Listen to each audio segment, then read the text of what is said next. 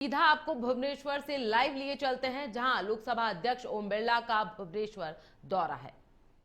चाहे संसद हो, विधानसभा हो, पंचायतें हो, उनकी भूमिका बढ़े, उनमें प्रतिनिधित्व आरक्षण की व्यवस्था के अनुसार प्रतिनिधित्व मिलता है, लेकिन प्रतिनिधित्व के साथ साथ उनके सामाजिक आर्थिक के बदलाव के लिए ये संसदीय समितियां नया इनोवेशन, नए विचार, नए दृष्टिकोण, बदलते हुए भारत के अंदर हम किस तरीके से कौन सी योजनाओं के माध्यम से उनके जीवन में व्यापक परिवर्तन ला सकते हैं। क्योंकि अगर 75 वर्ष बाद भी हम इस समाज के अंदर शिक्षा नहीं पहुंचा पाए, शिक्षा व्यक्ति के निर्माण के साथ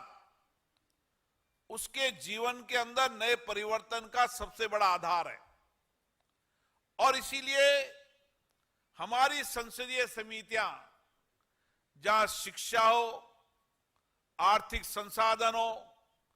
अभी हमारे उपसभापति ने सही कहा था, जब तक हम आर्थिक न्याय नहीं करेंगे, उनको रोजगार की दृष्टि से जोड़ना, उनको आर्थिक सशक्तिकरण करना, जब तक हम इस समाज में बदलाव नहीं कर सकते। और इसीलिए ये सम्मेलन आयोजित करने का हमारा लक्ष्य यही है कि संसद की समितियां और विधानसभा की समितियां, जिन राज्यों ने नए इनोवेशन किए, नए रिसर्च किए, इन समितियों के माध्यम से अपने अपने राज्यों के अंदर सामाजिक आर्थिक परिवर्तन किए। उसके साथ संसद की समितियों ने समय समय पर अपनी निर्णयों और फैसलों के आधार पर कई प्रशासनिक निर्णय कराए, कई लोगों को कई नौकरियों के अंदर नियमितकरण करने के साथ उनके अधिकारों को सुरक्षित करने का काम किया है। संसद की समितियों ने जो सिफारिश दी, सरकार ने मानी है, और इसी तरीके से राज्य की विधानसभा के अंदर भी हमें इसी तरीके की चर्चा करनी होगी, क्योंकि देश के अंदर संसदीय समितियां दल से ऊपर उठकर अपने विचारों की अभिव्यक्ति करती है। वह इन वर्गों को न्याय दिलाने के लिए, उनके आर्थिक सामाजिक अधिकार सुरक्षित करने के लिए समय समय पर व्यापक चर्चा करती है। और इसीलिए इन संसदीय समितियों के अंदर हम हमारी चर्चा, संवाद और विचार विमर्श को और गहरा मंथन करें। अब समय आ गया है कि हम इस 75 वर्ष की इस लंबी यात्रा के अंदर उनके बजट अनुमानों के आधार पर, उनके प्रशासनिक सेवाओं के आधार पर, उनके जीवन में बदलाव लाने के लिए, उनके लिए क्या क्या हम बदलाव किस किस तरीके से योजनाओं से ला सकते हैं, कौन सी योजनाएं आज की परिस्थितियों के अंदर आवश्यक है और कौन सी योजनाओं में बदलाव लाना है, ये भी संसदीय समितियां सरकार को सुझाव देने का काम करेगी। और इसीलिए इन संसदीय समितियों में 2 दिन में हम अलग अलग ग्रुप में बैठकर हमारे विचार विमर्शों को और आगे बढ़ाएंगे। क्यों बदलती परिस्थिति के अंदर हम देश के अंदर ऐसे युवाओं जो भारत का नेतृत्व दुनिया में करें। और मुझे खुशी है आज अनुसूचित जाति, अनुसूचित जनजाति के युवा बौद्धिक क्षमता के अंदर, तकनीकी के अंदर, विज्ञान के अंदर, टेक्नोलॉजी के अंदर, हर क्षेत्र में अलग अलग बिना आरक्षण के मिले हुए भी देश और दुनिया में नेतृत्व कर रहे हैं। और इसीलिए भारत के नौजवानों के जीवन को बदलाव करने के लिए इन संसदीय समितियों के अंदर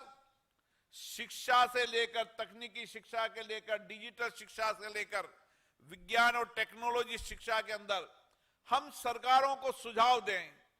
कि बदलते परिप्रेक्ष्य के अंदर जो प्रौद्योगिकी का युग आ गया है, तकनीकी का युग आ गया, टेक्नोलॉजी का युग आ गया है, तो हम शिक्षा के इन मंदिरों को, चाहे कॉलेज हो, विद्यालय हो,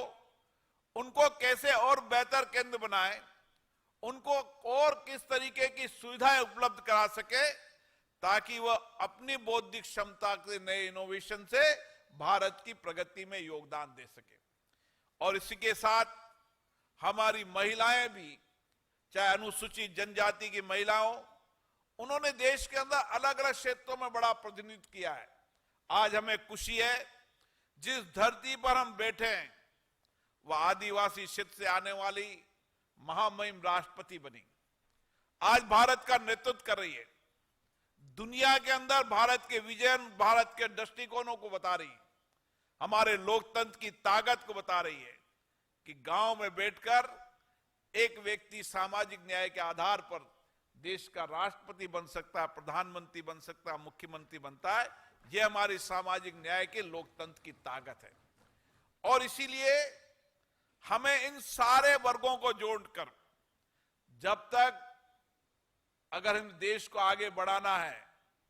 तो हमें पिछड़े, दलित, शोषित व्यक्तियों को आगे बढ़ाना होगा।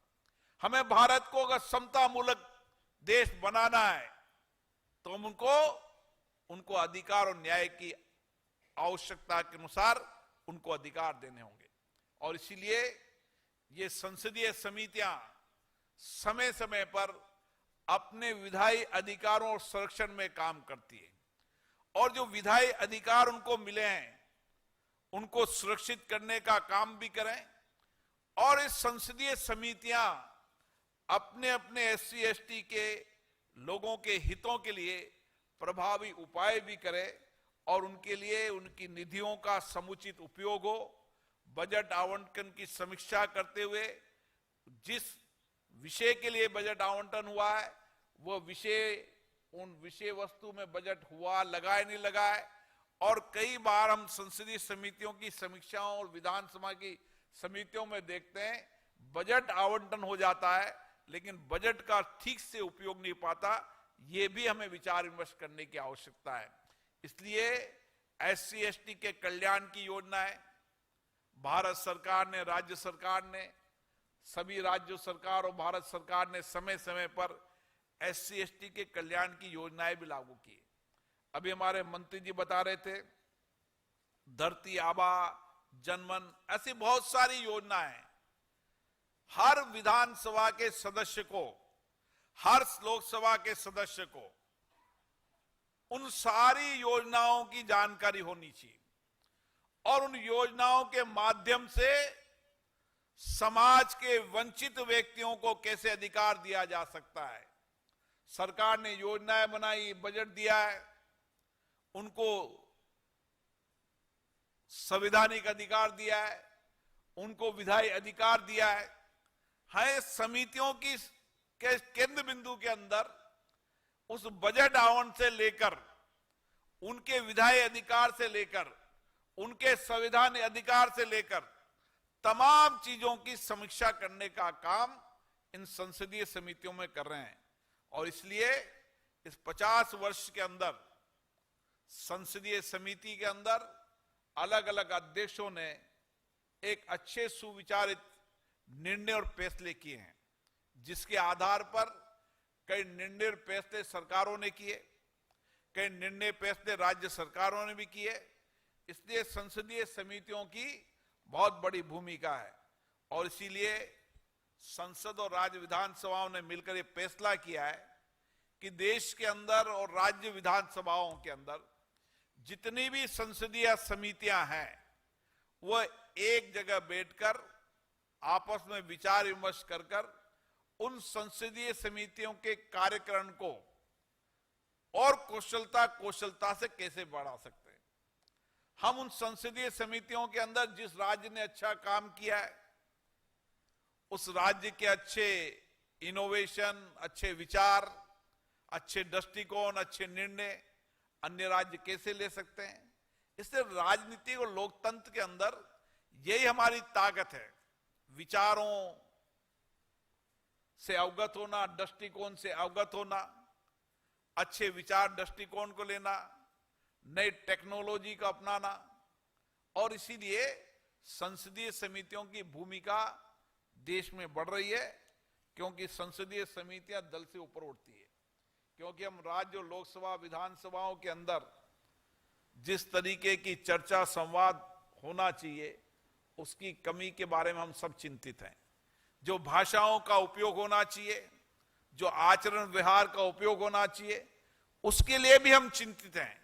इसलिए संसदीय समिति के अंदर हमारी भाषा, हमारे विचार, हमारा दृष्टिकोण दलगत राजनीति से ऊपर होता है। और मैं फिर आग्रह करता हूं, इन संसदीय समितियों के अंदर जो हमारी विचार हमेशा रहा है, जो हमारे संसदीय समितियों के अंदर हमेशा से वर्षों तक मैं देख रहा हूं, मैंने 75 वर्ष की यात्रा के संसदीय समितियों के कई निर्णय और फैसलों को मैंने पढ़ा है। मैं कह सकता हूं, एक अच्छे अनुकूल वातावरण के अंदर संसदीय समितियों का बहुत बड़ा योगदान लोकतंत्र में रहा है। और इसलिए मैं आपसे आग्रह करता हूं कि ये 2 दिन की संसदीय समिति के अंदर कुछ फैसले हो, कुछ निर्णय हो, और हम SC ST अनुसूचित जनजाति के लोगों को और न्याय दिला सकें। और जब तक देश को आगे विकसित भारत बनाना है, देश को आगे बढ़ाना है, तो सारे देश के सभी वर्गों को लेकर चलना होगा। समाज के वंचित गरीब व्यक्तियों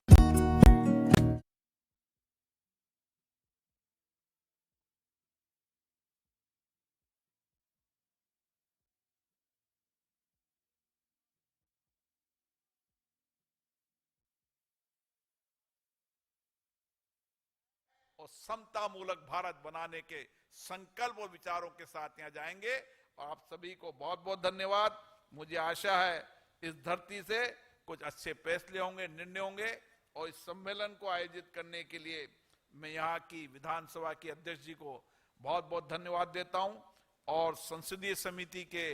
हमारे चेयरमैन जिन्होंने विशेष रूप से